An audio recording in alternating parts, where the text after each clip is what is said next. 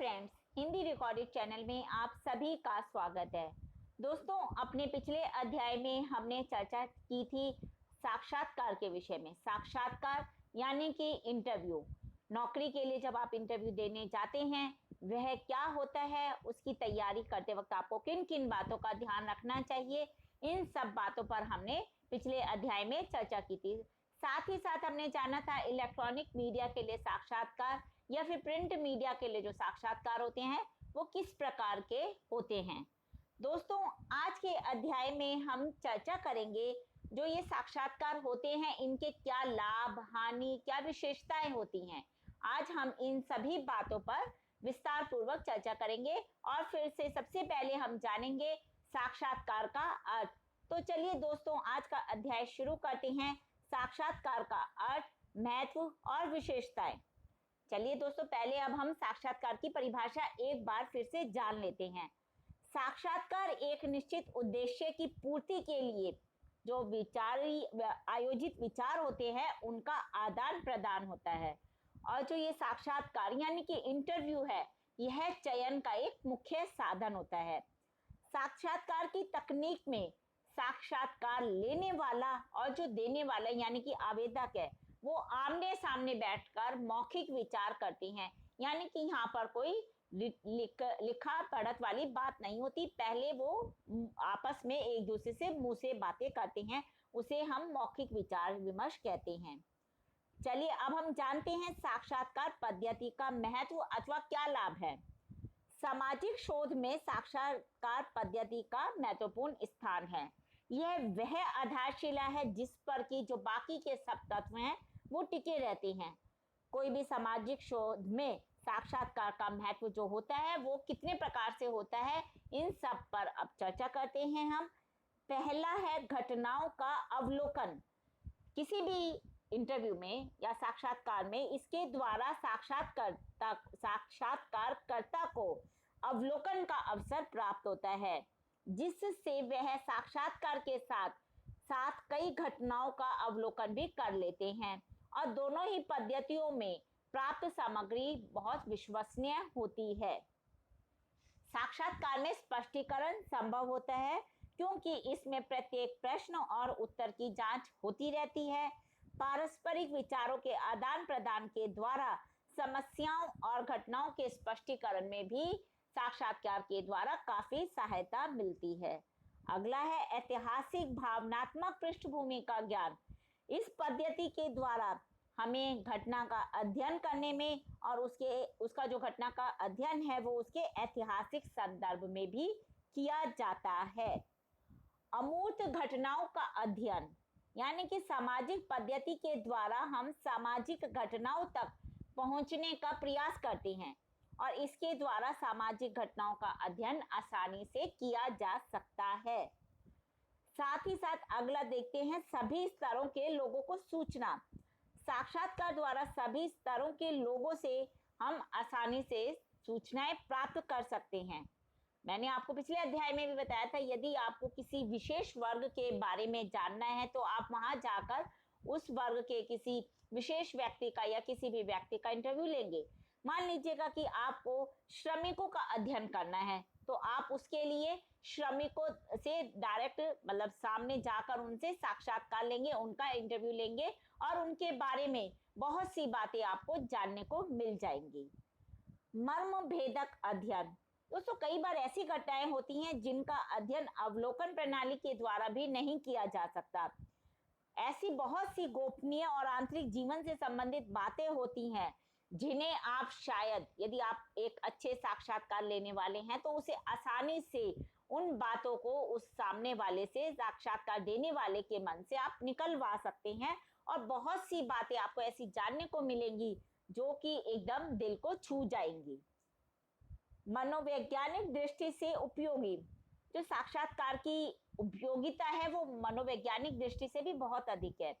प्रत्येक व्यक्ति के हर बात में अपने विचार, धारणा एवं उद्देश्य होते हैं और इन सब का अध्ययन आसानी से आप वैसे नहीं कर सकते हैं, लेकिन इस प्रणाली से इन सब के मनोवैज्ञानिक उतार चढ़ाव का अध्ययन आसानी से होता रहता है, यानी कि आप आसानी से कर सकते हैं। लचीली पद्धति। साक्षात्कार की जो पद्धति है यह है एक लचीली पद्धति है जिसमें आवश्यकता के अनुसार आप विषय वस्तु एवं साक्षात्कार संचालन में परिवर्तन कर सकते हैं। बहुक्षेत्रीय सूचनाएं प्राप्त करना।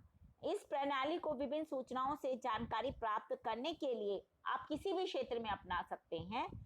एक ही साक्षात्कार में आप अपने जो कौशल से बहुत प्रकार की सूचनाएं प्राप्त कर सकते हैं। अब चलो दोस्तों, ये तो हमने जाने कि जो साक्षात्कार की पद्धति है उसके क्या लाभ है। अब इसकी कुछ ना कुछ हानियां भी होती होंगी, हम उस पर भी चर्चा कर लेते हैं। साक्षात्कार की सीमाएं अथवा हानियां या दोष जो है वो मैं अब आपको बताती हूँ। पहला है दोषपूर्ण स्मरण। इस प्रणाली का प्रमुख दोष यह है कि साक्षात्कार के समय ही सूचनाओं को लेखबद्ध नहीं किया जाता, बल्कि इन सूचनाओं को लिखने का काम, मैंने अभी आपको बताया कि जो साक्षात्कार होता है वो मौखिक होता है, इसलिए इन सूचनाओं को जो लिखने का काम है वो अधिकतर साक्षात्कार की समाप्ति के बाद ही किया जाता है।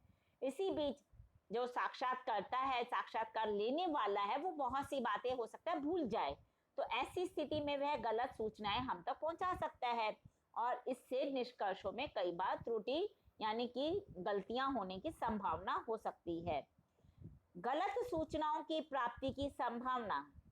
अनेक बातें ऐसी होती हैं जिनको व्यक्ति दूसरे के समक्ष प्रकट करने में संकोच करता है। सूचना दाता साक्षात्कारकर्ता के सम्मुख संकोचवश अपने मन की अनेक बातें छुपा लेते हैं। हीनता की भावना। इस प्रणाली का एक दोष यह भी है कि साक्षात्कारकर्ता अपने को कुछ हीन समझता है। साक्षात्कार लेने के लिए साक्षात्कारकर्ता को अनेक प्रकार के व्यक्तियों के पास जाना पड़ता है। जब वो अनुसंधान के लिए, किसी शोध के लिए साक्षात्कार लेता है तो उसे विभिन्न प्रकार के लोगों से मिलना पड़ता है और इस प्रक्रिया में विभिन्न प्रकार के व्यक्ति, अलग अलग तरह का, सब व्यक्तियों का अपना अलग अलग तरह का स्वभाव होता है, अलग अलग तरह का व्यवहार होता है। तो इस प्रक्रिया में विभिन्न व्यक्ति उससे विभिन्न तरह का व्यवहार करते हैं। कई बार उसे व्यवहार अच्छा भी लग सकता है और कई बार यह व्यवहार बहुत दुर्व्यवहार की तरह बन जाता है। पृथक सामाजिक पृष्ठभूमि। साक्षात्कारकर्ता भी समाज का अभिन्न अंग होता है। वह भी अपने समाज की मान्यताओं, धारणाओं एवं विश्वासों आदि से प्रभावित होता है और यदि सूचना दाता की सामाजिक पृष्ठभूमि साक्षात्कारकर्ता की सामाजिक पृष्ठभूमि से अलग है तो दोनों के व्यक्तित्व आदर्श अलग होंगे। ये तो स्वाभाविक बात है। और सामाजिक स्थितियों के बारे में दोनों की ऐसे में अलग अलग मान्यताएं होती हैं। व्यक्तिगत पक्षपात। इस पद्धति में व्यक्तिगत पक्षपात के समावेश होने की भी संभावना रहती है। वो कैसे? क्योंकि इसमें सारा वर्णन स्वतंत्र होता है और साथ ही विस्तृत भी होता है। अतः साक्षात्कारकर्ता जो सूचना प्राप्त करता है वह पक्षपात रहित नहीं हो सकती। कई बार क्या होता है, उसने जो सूचनाएं प्राप्त की हैं उसमें साक्षात्कारकर्ता अपने व्यक्तिगत विचार भी मिला देता है और जिससे साक्षात्कारकर्ता भी अपनी वैयक्तिक भावनाओं को सूचना दाता द्वारा प्रदत्त भावनाओं में मिला देता है और इससे व्यक्तिगत पक्षपात भी होने की संभावना रहती है। अनावश्यक विस्तार। इस प्रणाली का एक दोष यह भी है कि इसमें सूचना दाता को प्रश्नों का उत्तर देने की संपूर्ण स्वतंत्रता रहती है, यानी कि वह कुछ भी बोल सकता है। अतः वह पूर्ण विस्तार के साथ कई बार बहुत बढ़ा चढ़ा के अपने उत्तर देता है, जिसका अधिकांश भाग अनुसंधान की दृष्टि से हमें उपयोगी नहीं होता, अनुपयोगी ही लगता है और इससे अनावश्यक विस्तार यानी कि जो साक्षात्कार है वह बिना बात पे लंबा हो जाता है। सूचना दाता को राजी करने की समस्या। इस प्रणाली में साक्षात्कार दाता पर ही हमें पूर्णतः निर्भर रहना पड़ता है।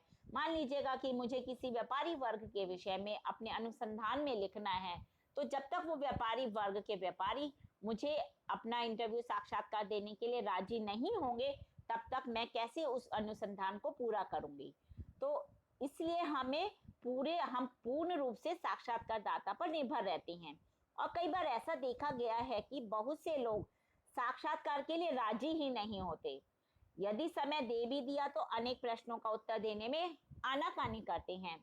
ऐसी स्थिति में क्या होता है, अनुसंधानकर्ता के सम्मुख सर्वप्रथम यह समस्या होती है कि वो उस विशेष वर्ग के लोगों को साक्षात्कार कर देने के लिए राजी करे।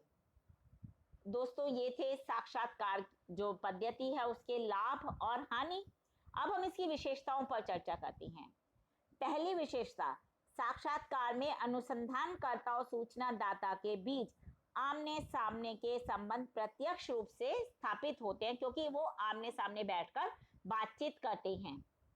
इस पद्धति के द्वारा अनुसंधान के लिए अनुसंधानकर्ता और सूचना दाता के बीच व्यक्तिगत संपर्क का होना अनिवार्य है। साक्षात्कार सामाजिक अनुसंधान की एक पद्धति है। साक्षात्कार पद्धति द्वारा सामाजिक जीवन और सामाजिक घटनाओं के बारे में जानकारी प्राप्त की जाती है और यह जानकारी व्यक्तिगत संपर्क और वार्तालाप के द्वारा ही प्राप्त की जा सकती है। और जानकारी प्राप्त करने के लिए हमें दो व्यक्तियों का होना, दो या दो से अधिक व्यक्तियों का होना आवश्यक होता है। साक्षात्कार में इस वार्तालाप का एक विशेष उद्देश्य होता है। तो दोस्तों, ये हमने जाना साक्षात्कार के क्या लाभ होते हैं, क्या हानियां हैं, साथ ही साथ हमने साक्षात्कार की विशेषताओं पर भी चर्चा की। दोस्तों, हिंदी भाषा में ऐसे बहुत से विषय हैं, चाहे हम कितनी भी आपको बता दें, लेकिन मुझे नहीं लगता कि इनका कहीं अंत होगा।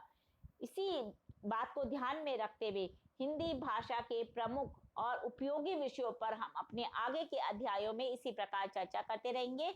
उसके लिए आपको मेरे इस चैनल को लाइक और सब्सक्राइब करना होगा। धन्यवाद दोस्तों, आपका दिन शुभ हो।